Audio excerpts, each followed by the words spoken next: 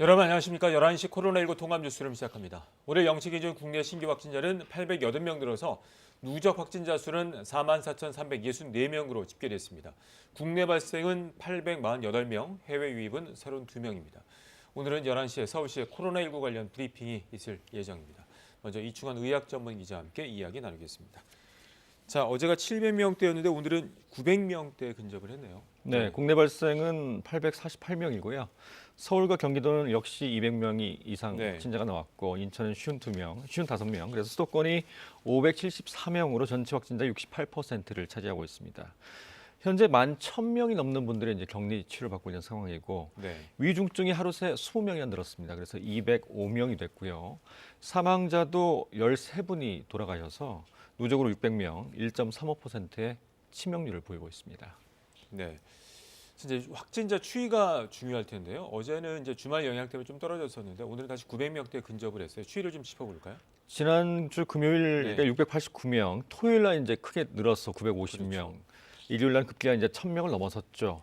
어제는 718명, 오늘은 880명입니다.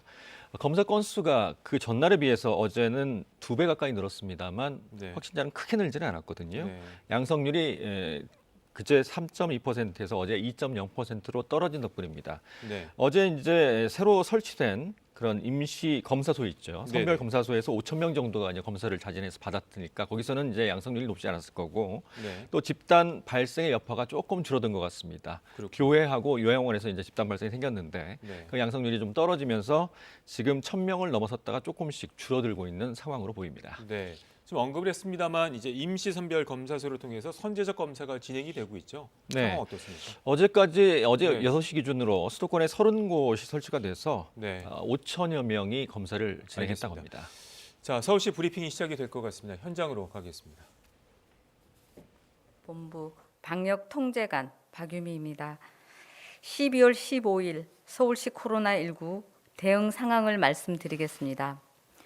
코로나19 발생 이후 서울시에서 113번째, 114번째, 115번째 사망자가 발생하였습니다. 113번째 분은 80대 서울시 거주자로 기저질환이 있었으며 11월 30일 확진 판정을 받고 격리 치료 중 12월 13일 사망하셨습니다. 114번째 분은 80대 서울시 거주자로 기저질환이 있었으며 11월 14일 확진 판정을 받고 격리 치료 중 12월 12일 사망하셨습니다. 115번째 분은 80대 서울시 거주자로 기저질환이 있었으며 12월 3일 확진 판정을 받고 격리 치료 중 12월 13일 사망하셨습니다. 삼가 고인의 명복을 빌며 유가족께 깊은 위로의 말씀을 드립니다. 서울시 확진자 총 12,657명이 발생하고 사망자는 115명으로 사망률은 0.9%입니다. 서울시 코로나19 발생 현황입니다. 12월 15일 0시 기준 코로나19 서울시 확진자는 전일 0시 대비 251명이 늘어서 12,657명으로 4,878명이 격리 중이며 현재 7,664명이 완치 판정을 받고 퇴원하셨습니다.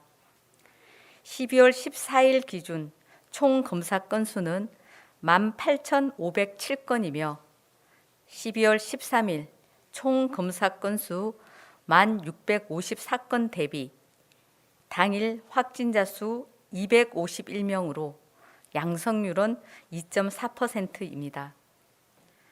신규 확진자 251명은 집단 감염 46명, 확진자 접촉 142명, 감염 경로 조사 중 58명, 해외 유입 5명입니다.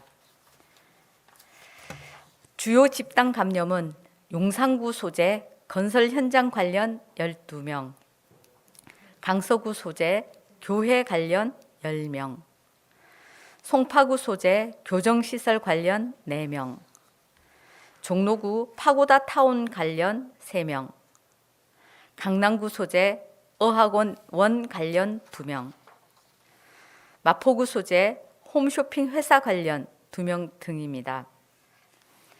12월 14일 기준 수도권 감염병 전담병원 병상 가동률은 76.7%이고 서울시는 84.1%입니다.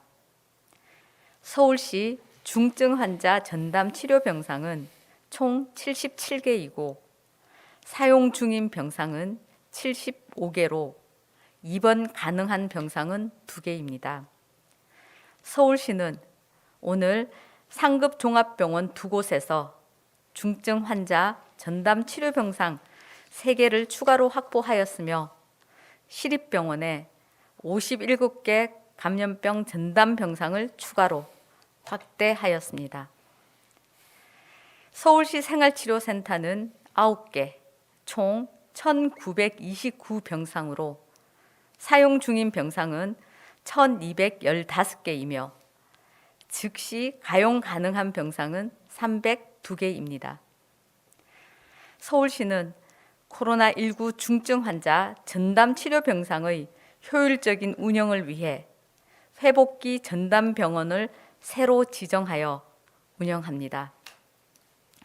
회복기 전담 병원은 코로나19 중증 환자들이 치료를 받은 후 인공호흡기를 탈착하고 코로나19도 음성이 되었으나 기저질환으로 추가 치료가 필요한 환자를 전원하여 치료하는 병원으로 현재 서울 백병원, H+ 양지병원을 선정하여 운영을 시작하였고 점차적으로 40병상까지 확보해 운영할 예정입니다. 민간병원의 적극적인 협조에 감사드리며 지속적으로 서울시 재난의료협의체 등을 통해 민간의료기관과 협력하여 병상을 확보해 나가겠습니다. 강서구 소재 교회 관련 발생 현황입니다. 강서구 소재 교회 교인 1명이 6일 최초 확진 후 13일까지 157명, 14일에 10명이 추가 확진되어 관련 확진자는 총 168명입니다. 14일 확진자는 교인 7명, 교인의 직장 동료 2명, 동료의 가족 1명입니다. 해당 시설 관계자 등 접촉자를 포함하여 총 1,235명에 대해 검사하였고 최초 확진자를 제외하고 양성 168명, 음성 970명, 나머지는 검사 진행 중입니다. 또한 지난 13일 시, 구 합동 특별 점검 및 추가 역학조사를 실시하여 해당 교회의 교인 명단을 추가로 확보하여 검사를 진행하였으며 그 결과 확진자가 추가로 발생하여 조사 중입니다. 서울시는 강서구에 즉각 대응반을 파견하여 역학조사 및 접촉자 조사를 실시 중입니다. 종교시설에서는 모든 행사를 비대면으로 진행해 주시길 강력히 요청드립니다. 마스크 착용, 환기 및 표면 소독 등 방역 지침 준수를 당부드립니다. 용산구 소재 공사 현장 관련 발생 현황입니다. 용산구 소재 건물 공사 현장 근무자 1명이 12일 최초 확진 후 13일까지 2명, 14일에 12명이 추가로 확진되어 관련 확진자는 총 15명입니다. 이 중 서울시 확진자는 14명입니다. 14일 확진자는 현장 근무자 12명입니다.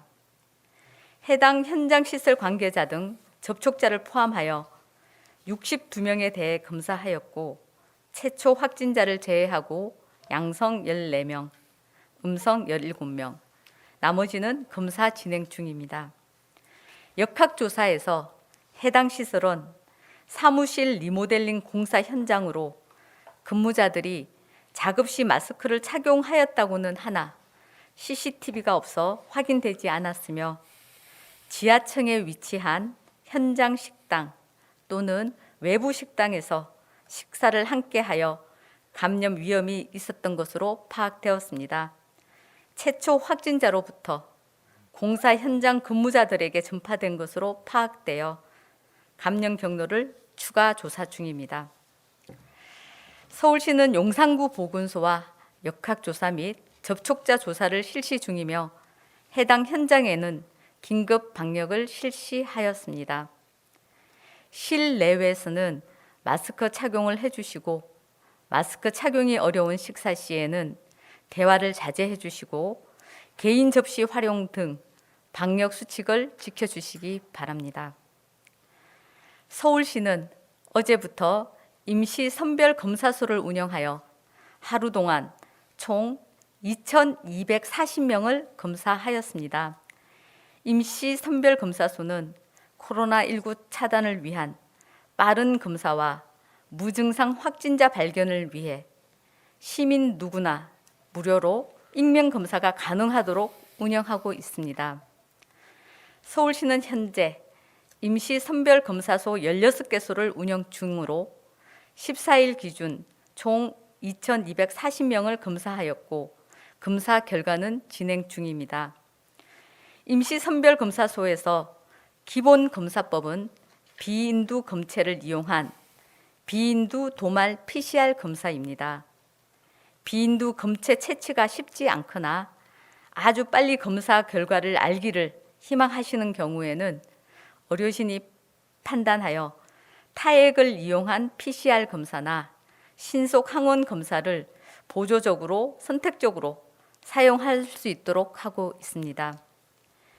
비인두 도말 PCR 검사는 무증상이거나 경증인 경우 치약검사법으로 좀 더 검사의 효율성을 높이고 검사 결과를 빨리 도출할 수 있도록 하였습니다.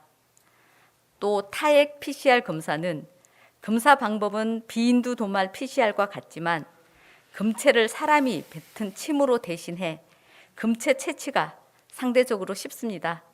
그래서 요양시설, 요양원 등에서 시범적으로 진행하고 있습니다. 가장 좋은 방법은 비인두 검체 채취를 이용한 PCR 검사이므로 이를 공고해 드립니다. 서울시는 자치구와 협력하여 오늘 임시 선별 검사소를 22개를 추가로 설치하고 순차적으로 총 56개소를 운영할 예정입니다. 검사 수요에 따라 최대 71개소까지 확대해 나갈 계획입니다.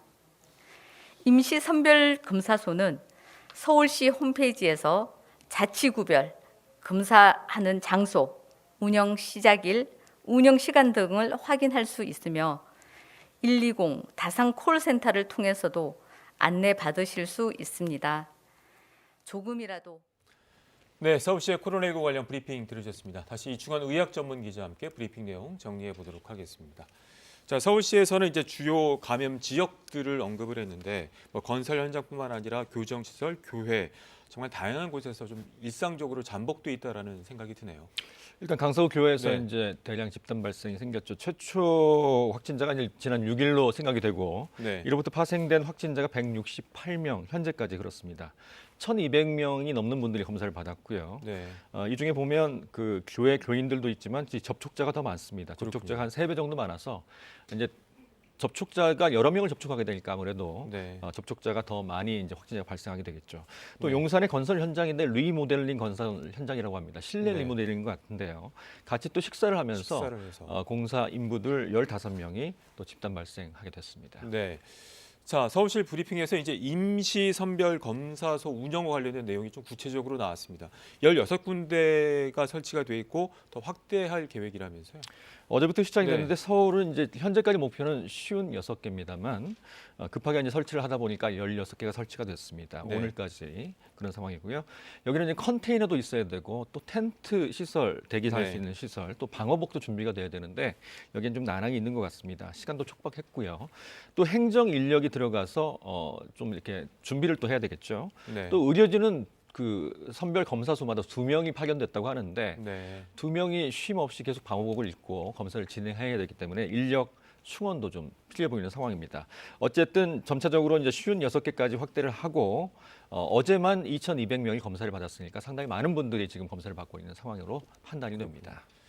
자, 무료로 익명으로 검사가 진행이 되는데 검사 방법 관련해서도 언급이 됐어요. 뭐 PCR 검사도 있고 또 신속 항원 검사도 있고요. 어떤 것들이 있습니까? 우리가 이제 보통 검사, 표준 검사는 비인두라는 게 코의 뒤라는 뜻입니다. 네네. 그래서 깊숙하게 면봉을 집어넣어서 거기서 검체를 채취한 다음에 PCR 검사를 진행하죠. 네. 최소 6시간 이상 걸리는데 이게 이제 30분 이내 나오는 신속 항원 검사라는 게 이제 언론에 많이 나와서 많은 분들이 궁금해하실 그렇죠. 겁니다. 이거는 똑같이 비인두에서 채취를 한 뒤에 항원으로 검사를 하는 거기 때문에 한 30분 정도 빨리 나올 수 있습니다. 그런데 네. 문제는 우리가 이제 독감 간이 검사 혹시 해보셨어요? 네, 해봤습니다. 예. 네. 그건 이제 면봉을 간단하게 코에 그렇죠. 집어넣었다가 네. 금방 나오는 건데 그거하고 좀 비슷한 겁니다. 아. 그래서 이게 가짜 양성이 많습니다. 한 10% 정도가 가짜 양성이라고 하니까 네. 특히 무증상일 경우에는 거의 음성으로 나옵니다. 바이러스가 네. 침투했다고 해도. 그래서 지금은 더욱더 좀 이렇게 정확한 검사가 필요한 것 같아서 지금 우리가 먼저 표준을 얘기하는 PCR 검사를 주로 이용하시는 게 좋겠고 네. 정말 불가피한 경우에 의료진의 판단, 선별 검사소에서 의료진의 판단에 의해서 신속 항원 검사도 진행이 될 수 있는 상황입니다. 알겠습니다. 자, 어제 이제 정은경 청장이 950명에서 1,200명 사이에 확진자가 나올 것 같다. 오늘 아침에는 이제 총리가 그 중대본 회의 모두 발언에서 3단계 관련해 성급한 결정은 금물이고 좀 심사숙고 중이다는 언급이 나왔는데 3단계 상향에 대한 의견들이 많잖아요. 어떻게 봐야 될까요? 일단 우리가 평가를 해봐야 됩니다. 네. 2단계를 올린 지 20일이 지났고요. 2.5단계를 올린 지도 상향한 지도 조금 시간이 지났습니다만 네. 2.5단계의 지금 효과는 좀 미진한 것 같습니다. 큰 효과는 없는 것 같아서 일단 보면 양성률은 4%까지 치솟았다가 네. 어제 같은 경우는 2.0%로 좀 줄었습니다.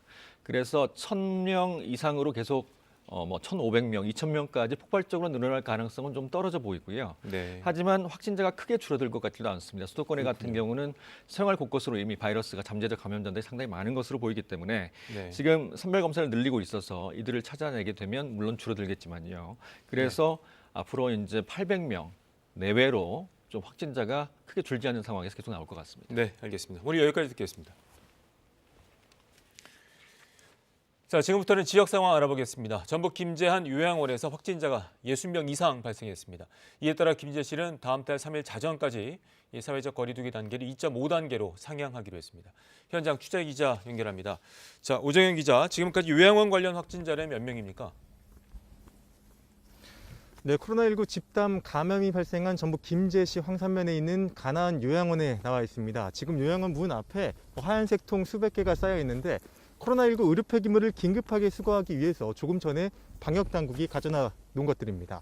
밤사이 이곳에서 62명이 코로나19에 확진됐습니다. 어제 저녁 입소자 2명이 양성 판정을 받은 것에 따라 전체 입소자와 종사자 100여 명을 포함해 가족 등 관련자에 대한 검사를 한 결과 60명이 추가로 양성 반응을 보인 겁니다. 검사가 이어지고 있는 만큼 확진자 수는 더 늘어날 수 있습니다. 전북에서 첫 요양원 집단 감염 사례가 나오면서 방역 당국이 긴장하고 있습니다. 방역 당국은 요양원 안에 환자를 돌볼 인력이 부족하다고 판단해 코로나19 확진자와 일반 환자를 각각 다른 시설에 분산 격리할 예정입니다. 또 요양원 종사자와 가족 등 관련자들은 가까운 선별검사소를 찾아 검사할 것을 당부했습니다. 이런 가운데 김제시는 다음 달 3일 자정까지 사회적 거리두기 단계를 2.5단계로 상향하기로 했습니다. 2.5단계로 상향되면 김제시 내 집합금지 대상 시설이 늘어나는 등 방역 조치가 강화됩니다. 지금까지 전북 김제에서 KBS 뉴스 오정현입니다. 경기도 상황입니다. 올해도 경기도 지역 확진자가 200명대 후반을 기록했습니다. 병상 부족도 계속돼서 집에서 대기하는 확진자가 500명을 넘었고 중증 치료 병상은 단 1개가 남아있는 상황입니다. 자, 취재 기자 연결합니다. 자, 김영덕 기자, 가정에서 대기하는 환자가 어제는 300명대 아니었습니까? 네, 경기도의 어제 가정대기 확진자는 306명이었는데요. 오늘 0시 기준으로 경기도 집계에 따르면 506명으로 늘어났습니다. 400명대를 뛰어넘은 건데요. 올 초 코로나19 유행이 시작된 뒤에 처음 있는 일입니다.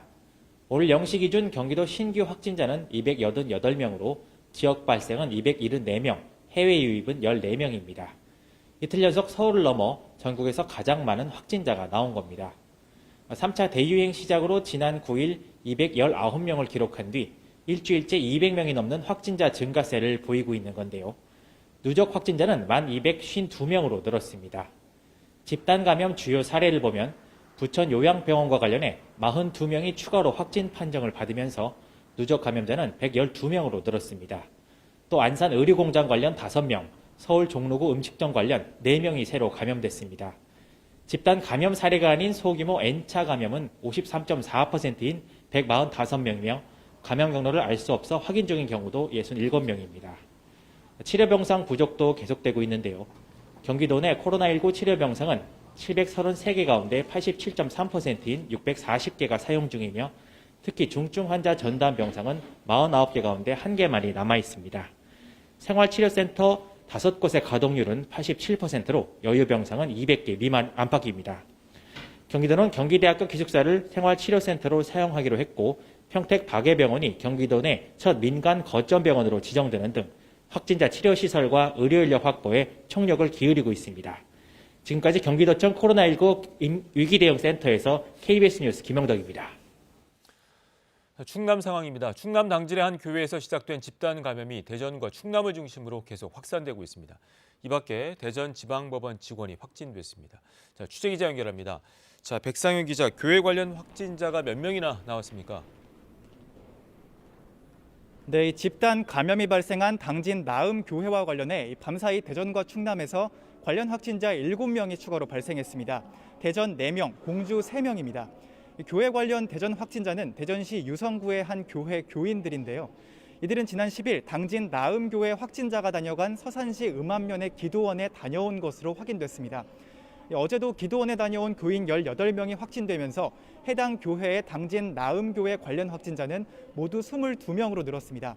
대전시는 이들이 종교 소모임 금지 기간에 기도원을 방문한 사실을 확인하고 어린이를 제외한 방문자 20명을 고발하기로 했습니다. 공주에서도 나음교회 확진자가 다녀간 서산 기도원과 관련해 확진자가 3명 추가되면서 나음교회 관련 확진자는 100명을 넘어섰습니다. 확산세 속 당진시는 오늘부터 충청권에서는 처음으로 사회적 거리 두기를 2.5단계로 올렸습니다. 이 밖에 대전에서는 어젯밤 대전지방법원 소속 직원 1명이 코로나19 양성 판정을 받는 등 10명이 더 확진됐는데요. 대전지법은 지난 9일부터 어제까지 법원 민사집행과를 방문한 민원인 가운데 의심 증세가 있는 경우 선별진료소에서 검사받을 것을 당부했습니다. 또 대전 확진자 가운데 3명은 그제 확진자 1명이 나온 외식 전문 배달업체 직원들로 확인됐습니다. 충남에서는 앞서 마을회관에서 집단 감염이 발생한 청양에서 관련 확진자 2명이 확진되는 등 기도원 관련 확진자 외 12명이 추가 확진됐습니다. 지금까지 대전시청에서 KBS 뉴스 백상현입니다. 이번엔 중환자 병상 상황 알아보겠습니다. 확진자가 많이 나오고 있는 수도권의 상황이 특히 심각한데요. 현재 상황은 어떤지 취재기자 연결해서 자세히 알아보겠습니다. 자, 서병립 기자, 지금 나가 있는 국립중앙의료원의 상황 어떻습니까? 네, 저는 지금 국립중앙의료원에 나와 있습니다. 이곳 병원은 앞서 30개 병상을 긴급하게 마련했는데 지금은 29개가 사용 중이어서 남은 병상이 거의 없습니다. 현재 중앙의료원은 7개의 중환자 병상을 추가로 열기 위해 준비 중입니다. 서울에서만 하루 새 수백 명의 환자가 나오면서 시내 중환자 병상도 빠르게 차고 있는데요. 중환자 병상을 사용해야 하는 위중증 환자 수는 오늘 0시 기준으로 하루 사이 20명이 늘어 205명입니다. 지난 11월 말 80명 내외를 기록하던 것에 비해 2배 이상 불어난 상태입니다. 자, 수도권이 당장 급하지만 전국적으로도 별로 여유가 없다고요?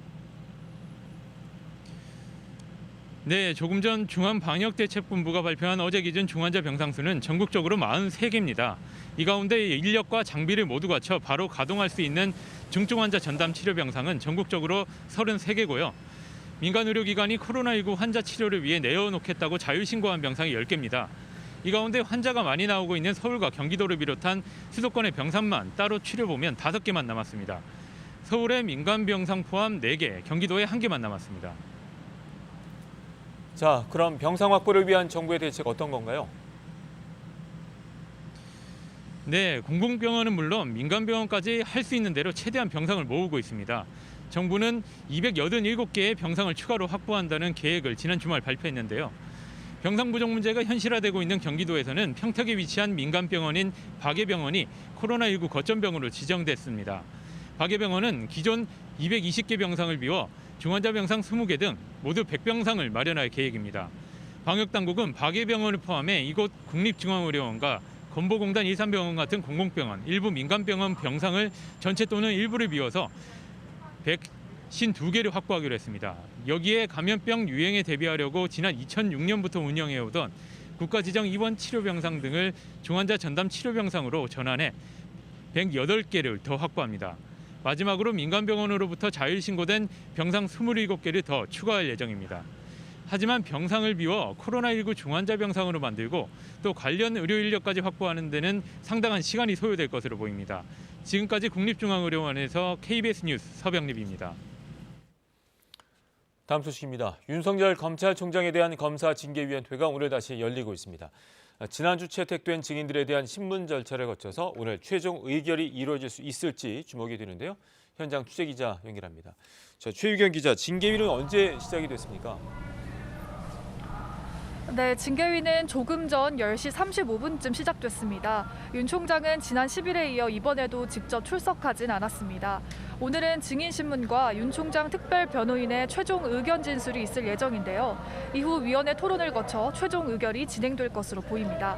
징계위는 가능하면 오늘 안에 징계 여부와 수위를 결정하겠다는 방침이지만 신문이 길어질 경우 다시 열릴 수도 있습니다. 윤 총장 측은 오늘 징계위원인 신성식 대검부장과 정한준 교수에 대해 기피 신청을 하겠다고 밝혔는데요. 징계위원장 직무대리를 맡고 있는 정한준 교수는 시종일관 공정함을 잃지 않도록 노력하겠다는 입장을 밝혔습니다.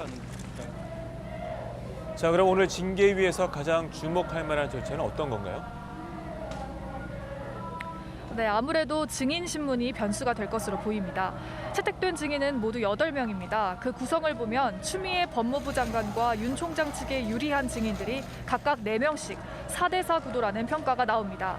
이른바 판사 사찰 의혹에 대해선 심재철 법무부 검찰국장과 손준성 대검 수사정보 담당관이 맞설 것으로 보이고요. 채널A 강요미수 사건 관련해선 이성윤 서울중앙지검장과 정진웅 광주지검 차장검사, 박영진 울산지검 부장검사가 채택됐습니다. 감찰 문제를 놓고는 류혁 법무부 감찰관과 이정화 검사, 한동수 대검 감찰부장이 증인으로 나섭니다. 다만 출석이 의무가 아니다 보니 이성윤 지검장과 정진웅 차장검사 등 일부 증인은 오늘 나오지 않은 것으로 알려졌습니다. 윤 총장 측은 그동안 징계위 절차 문제를 계속 지적을 했었죠. 어떻습니까? 네, 어제까지도 공방이 계속 이어졌습니다. 우선 증인신문 과정에서 윤 총장 측이 직접 질문할 수 있느냐를 두고 논란이 있었는데요. 원칙적으로 안 된다는 입장을 고수해왔던 징계위가 어제는 상황에 따라 신문 권한을 줄 수도 있다고 밝히면서 한 발 물러선 듯한 모습을 보였습니다. 예비위원을 지정해 위원회를 7명으로 꽉 채우는 문제를 두고도 윤 총장과 징계위 양측의 입장이 대립하고 있습니다. 지금까지 법무부에서 KBS 뉴스 최유경입니다. 코로나19 통합 뉴스룸은 잠시 뒤 12시에 이어집니다. 고맙습니다.